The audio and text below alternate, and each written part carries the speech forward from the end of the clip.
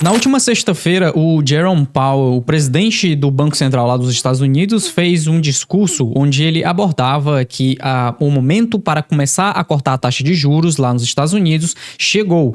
Isso indica boa parte daquilo que o mercado já estava precificando anteriormente nas últimas semanas, principalmente, que é o início de um processo de corte nas taxas de juros lá da economia dos Estados Unidos e que potencialmente poderá trazer um nível maior de liquidez. Nas últimas 2 semanas a gente vem trazendo uma série de informações sobre macro aqui no canal do Block Trends e isso é bastante derivado da capacidade que essas informações e esses acontecimentos relacionados à economia de diversos países ao redor do mundo, principalmente lá dos Estados Unidos, estão tendo no Bitcoin e nos criptoativos no geral. E na sexta-feira foi mais um exemplo disso daí, porque logo após as falas do Powell indicando que o momento para o início dos cortes nas taxas de juros lá dos Estados Unidos chegou, o preço do Bitcoin e de outros ativos, e principalmente ações do mercado global, começaram a subir fortemente. O Bitcoin, que estava lateralizado ali naquela faixa dos 60, 61 mil dólares, ultrapassou os 65 mil dólares e agora está sendo negociado aí um pouco acima dos 64. Isso é bastante interessante para a gente compreender, porque isso não foi também o único motivo para o preço do Bitcoin subir. Na verdade, boa parte daquilo que foi de impulso significativo no preço do Bitcoin também veio do mercado futuro e é isso que a gente vai falar no vídeo de hoje. Vamos explicar quais foram os motivos e como esse short squeeze que aconteceu lá no Bitcoin acabou corroborando com esse sentimento mais positivo que o presidente do Banco Central trouxe relativo à taxa de juros, tá? Mas antes da gente falar sobre o assunto, eu já queria aproveitar para pedir para você que não é inscrito aqui do canal, aproveite para se inscrever no canal do Block Trends, principalmente porque boa parte daquelas pessoas que nos assistem aqui consomem nosso conteúdo, gostam do nosso conteúdo, mas ainda não são inscritos. Então aproveita, se inscreve aqui no canal e inclusive deixa o seu like, porque isso vai ajudar a gente a continuar perpetuando aí, para continuar compartilhando esse tipo de conteúdo, tá? E se você acompanhou esse evento do Powell, comenta aqui embaixo qual foi as suas impressões sobre esse tipo de mudança que acaba sendo trazida do mercado tradicional e que impacta no Bitcoin. Você acha que é positivo a gente estar dependente, não completamente, mas fortemente dependente desses eventos, desses acontecimentos que são derivados de bancos centrais e coisas assim? Ou você acha que o Bitcoin deveria seguir um caminho mais independente daquilo que está acontecendo no mercado macro? Diz o que você acha aqui nos comentários. E também, se você quiser conhecer mais sobre a nossa plataforma Pro, tá no primeiro link da descrição e ao longo do vídeo eu ainda vou falar um pouco mais sobre ela, tá? Mas eu queria já começar o nosso vídeo aqui citando justamente duas questões que são agora primordiais para a gente entender qual vai ser o tipo de política monetária que vai ser executada lá nos Estados Unidos e, obviamente, a gente nos últimos vídeos já trouxe as várias perspectivas do porquê que a gente acompanha a política monetária dos Estados Unidos, porque ela acaba guiando muito daquilo que é a precificação de vários ativos globais ao redor do planeta e o Bitcoin, ele não escapa disso, tá bom? Agora eu queria trazer uma perspectiva justamente sobre a taxa de juros e o nível de desemprego lá dos Estados Unidos, porque isso são duas questões que estão inteiramente ligadas, estão diretamente conectadas e é aqui onde o Jerome Powell e os agentes lá do Banco Central vão estar prestando atenção sobre que tipo de política monetária eles vão estar executando. Por quê? Porque o Banco Central dos Estados Unidos eles possuem 2 mandatos principais, tá? Que é basicamente o nível de preços está basicamente de forma mais controlada, ou seja, eles precisam controlar o nível de inflação de preços lá no país e precisam, ao mesmo tempo que controlam o nível de preços, nem podem estar subindo muito, nem podem estar caindo muito, eles precisam atingir o máximo número de pessoas empregadas possível, tá? E obviamente uma das principais formas que eles utilizam para atingir esses 2 mandatos principais é através das taxas de juros, as taxas básicas da economia norte-americana que ditam o custo de aquisição de capital lá nos Estados Unidos, tá? Isso é diretamente ligado também com aquilo que a gente vê no mercado, porque o terceiro mandato, que não é oficial, mas a gente sabe que ele acaba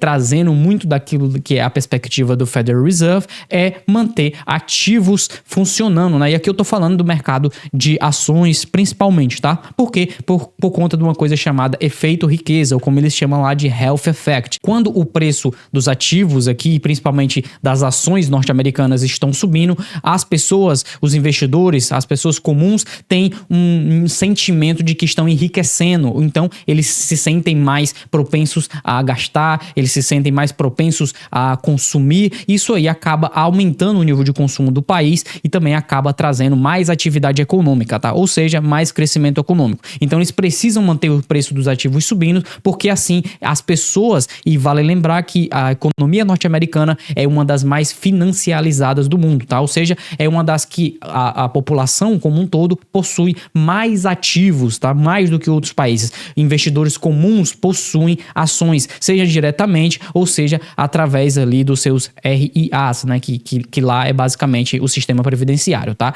Isso daqui é uma forma da gente compreender o quando é que o Federal Reserve vai cortar a taxa de juros, tá? E aqui em laranja a gente tem a taxa de juros e em verde nós temos basicamente a taxa de desemprego, tá? A gente atingiu esse platô, o mesmo platô que a gente tinha visto aqui em 2006, certo? E esse platô indica que a política monetária do Banco Central está estagnada. Eles estão aí com essa taxa de juros neutralizada desde o ano passado e eventualmente virão a cortar essas taxas de juros. Só que o que nos importa aqui é justamente qual o nível de desemprego que eles vão estar cortando, tá? Porque geralmente quando o nível de desemprego sobe muito, eles precisam cortar a taxa de juros. E isso eu já falei em vídeos anteriores, eu não vou estar me repetindo nessa parte. Só que o que eu queria trazer aqui é justamente uma forma da gente compreender o que nível é que esses cortes de taxa de juros vão impactar diretamente na precificação de ativos, seja na bolsa de valores e seja também no Bitcoin, tá? Por quê? Porque existem dois tipos de cortes nas taxas de juros e aqui a gente consegue ver claramente no que houve no último ciclo de mercado, tá? E o que eu tô querendo dizer? Existe o primeiro tipo de corte de juros, que é quando o Federal Reserve já entendeu que o nível de desaceleração econômica está crescendo, que o nível de desemprego está crescendo, que ele começa a perceber que ele já conseguiu cumprir o mandato dele de nivelação de preços, ou seja, inflação de preços já caiu a um ponto que para ele está ok, e é isso que está acontecendo hoje, tá? Inclusive na sexta-feira foi justamente esse o tipo de indício que ele deu para o mercado, que a inflação de preços já estava controlada, mas que ele começava a ver níveis de desaceleração econômica muito grande. Então, por conta disso, a gente vai ter início de corte de juros agora em setembro, tá? Então, esse é o primeiro tipo de corte de juros, quando já começa a se perceber uma desaceleração econômica, quando já percebe que a parte da inflação já foi controlada, mas isso acabou penalizando boa parte do mercado de trabalho, e agora o Federal Reserve precisa começar a cortar de juros para lentamente voltar a estimular a economia. Esse é o primeiro tipo, tá? E esse foi o primeiro tipo que aconteceu aqui mais ou menos entre julho de 2019 até janeiro de 2020, nesses 6 meses, certo? Entretanto, o segundo tipo de corte de juros foi justamente aquele que veio em fevereiro de 2020, e esse é o corte de juros em pânico, tá? E é basicamente o que diz respeito a um alto nível de desaceleração econômica. Então, o primeiro tipo é quando o Banco Central percebe que a atividade econômica está caindo e ele precisa atuar nessa taxa de juros para voltar a reativar a economia. E depois, o segundo tipo é quando ele já percebeu que não tem mais como controlar o nível de desaceleração econômica e ele precisa fazer um corte muito significativo, muito grande, para tentar, de forma apressada, voltar a estimular a economia. E é justamente esses dois tipos de corte de juros que nós tivemos entre 2019 e 2020, tá? Note que no primeiro corte de juros a gente saiu aqui de 2,4% aqui mais ou menos, né? Em julho de 2019 e foi até fevereiro de 2020 com alguns cortes na taxa de juros, tá? Então a gente teve alguns cortes nas taxas de juros. Então, quando ele começou a cortar a taxa de juros, você pode perceber que o mercado de ações continuou subindo. E o Bitcoin, naquele momento, ele já tinha precificado com antecedência, né? Ele já tinha precificado ali entre janeiro de 2019 a junho de 2019 esse corte na taxa de juros e continuou subindo no momento onde ele estava em platô, tá? Entretanto, quando chegou ali mais ou menos em fevereiro de 2020, quando a gente teve esse corte aqui mais significativo, tá? Você pode ver em laranja a taxa de juros cortando fortemente aqui de 1,59 até 0, então eles anularam basicamente a taxa de juros, tá? foi aí onde o mercado deu uma queda significativa, que foi a queda que nós tivemos em março de 2020, tá? Então agora, justamente nesse período que nós estamos, Bitcoin está lateralizando e o S&P 500, né, está subindo, ações subindo, Bitcoin lateralizando e taxa de juros lateralizada. Então a gente está nesse período aqui. A grande questão é, se o Fed continuar cortando taxa de juros lentamente, é provável que a gente veja a continuação de subida em ativos de risco. Entretanto, quando ele cortar, caso ele vá cortar de forma mais abrupta, tá? De forma mais em pânico, aí sim a gente pode ter de fato uma queda significativa como a gente teve anteriormente. E é justamente isso que diversos institucionais e investidores de grande porte estão fazendo hoje, se protegendo para esse tipo de cenário, tá? E a gente consegue ver através das posições líquidas aqui no mercado futuro de ouro. A gente acaba de atingir o maior volume comprador nos contratos de ouro desde 2020, né? Que é esse mesmo período onde eu estava explicando. Só que no Bitcoin a gente começou a perceber também esse volume comprador entrando agora a partir do momento que foi indicado esse corte nas taxas de juros, e a gente pode ver através desse volume spot, tá? E aqui eu tô vendo o volume à vista de Bitcoin em várias corretoras. Inclusive, vale notar aqui que a Bybit, por exemplo, é a corretora com o maior volume spot atual, tá? Note que no ano passado, em 2023, esse verde é a Binance e ele tinha a maior dominância de mercado. Hoje, a Bybit é a maior força compradora, a maior força de volume à vista que existe no Bitcoin hoje. Inclusive, a Bybit também é apoiadora aqui do canal e, inclusive, a gente recomenda bastante a utilização da plataforma da Bybit porque eles têm uma plataforma completa. Como vocês viram aqui, eles têm o maior volume de negociação spot, então tem uma alta quantidade de liquidez e uma série de funcionalidades. Nós temos aqui no canal também uma playlist que explica bastante daquilo que é de funcionalidades lá na Bybit e você pode encontrar o link da Bybit aqui na descrição, tá? Nós recomendamos bastante a utilização da plataforma deles tanto para negociação, ou seja, para trading, mercado futuro, etc., quanto para também acumular Bitcoin para o longo prazo, uma vez que eles possuem até forma de automatizar a compra, tá? Mas como a gente estava vendo aqui, essa força compradora foi justamente o que trouxe um short squeeze no Bitcoin. E nós já tínhamos previsto esse short squeeze há 3 dias atrás, então na sexta-feira você pode ver aqui, ó, na nossa plataforma Pro, a plataforma lá do Block Trends, a gente anunciou que um potencial short squeeze no Bitcoin começava a aparecer, tá? E aqui, se vocês verem no gráfico, o preço ainda estava em $61 mil e a gente justamente trouxe essa perspectiva de que a quantidade de posições em aberto no mercado futuro tinha crescido ali mais ou menos 5 bilhões e isso já começava a indicar uma insolidez no mercado. E foi justamente isso que continuou impulsionando, né? Então a gente teve um início de compra spot depois das falas do Powell e depois teve uma intensificação da subida do Bitcoin por meio desses short squeeze. E como é que a gente faz para identificar um short squeeze, Cauê? Bom, na verdade existem vários gráficos, né?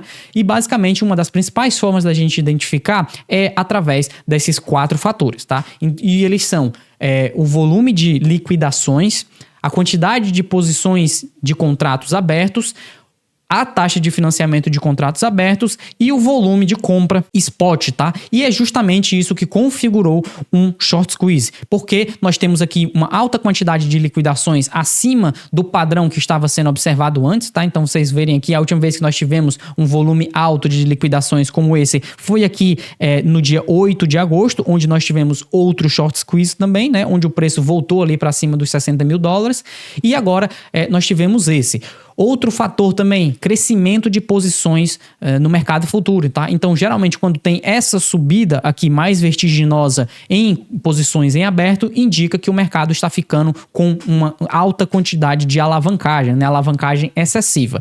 Outro fator é justamente a taxa de financiamento dos contratos perpétuos, tá? Então, geralmente, quando essas taxas estão fortemente negativas, indica que a maior parte do mercado está entrando vendido, ou seja, essas novas posições que entraram aqui no mercado, que esteve subindo, elas entraram majoritariamente vendidas no Bitcoin. E o que acontece quando entra uma alta quantidade de alavancagem em venda no Bitcoin? Quando tem um volume grande de compra spot, né? E aqui a gente pode ver até também, ó, esse volume que entrou aqui no mercado sendo negociado nesse período, ocasionou uma grande quantidade de liquidações e isso gerou o short squeeze. Esse é um short squeeze clássico que a gente costuma ver através do mercado mercado futuro e ele acabou intensificando a subida do Bitcoin. Outra forma da gente identificar o short squeeze, aqui fica uma forma mais clara de ver justamente a taxa de negociação, a taxa de financiamento dos contratos perpétuos e essa alta negatividade que estava aqui, né, indicando que enquanto o preço do Bitcoin subia,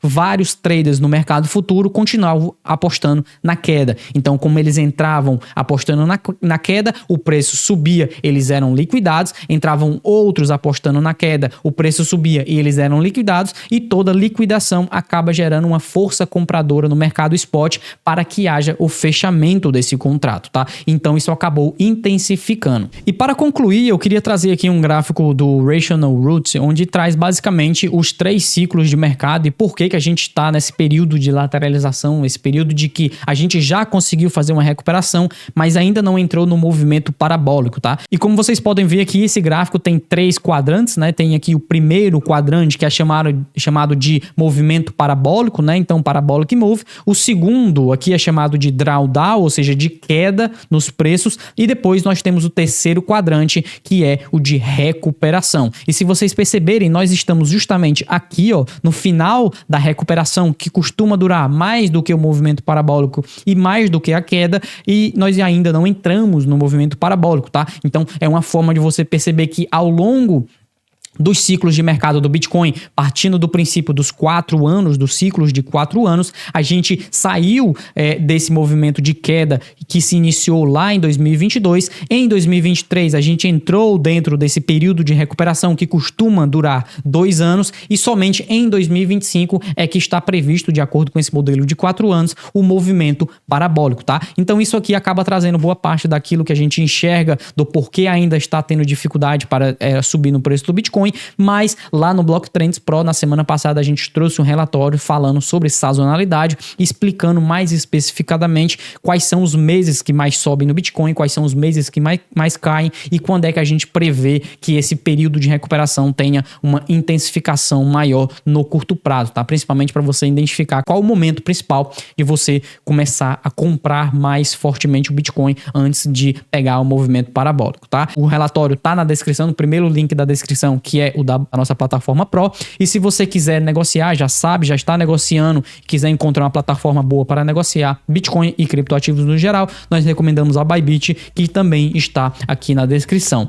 E, obviamente, não se esqueça de deixar o seu like aqui no vídeo e se inscrever no nosso canal para continuar recebendo essas atualizações. Além do mais, ative o sininho, porque isso vai nos ajudar e quando a gente publicar novos conteúdos, você vai receber uma notificação logo de cara, tá? Se você acompanha esse ciclo aqui de 4 anos, comenta aqui embaixo quando é que você acha que ele vai entrar no seu período mais vertiginoso, e se você não acredita nesse ciclo de 4 anos, comenta aqui embaixo que depois eu vou estar respondendo vocês também. Comenta por que você não acredita nesse tipo de ciclo de 4 anos, tá? Pessoal, muito obrigado para você que esteve me acompanhando até aqui, a gente se vê num próximo vídeo aqui do Block Trends. Tchau!